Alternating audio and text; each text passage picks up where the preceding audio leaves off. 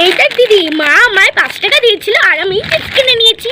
এবার দেখ শুধু, তোকে আমি দেখিয়ে দেখিয়ে খাবো। তা খা, আমাকে দেখানোর আবার কি আছে? টেপি, যা, মা ডাকছে তো, যা যা।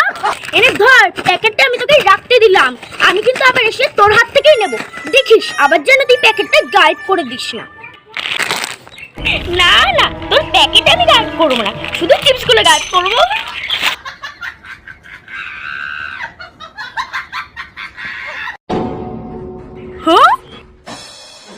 হ্যাঁ, এই নে তোর প্যাকেট। দেখ আমি কিন্তু একদম গায়েব করিনি। নে।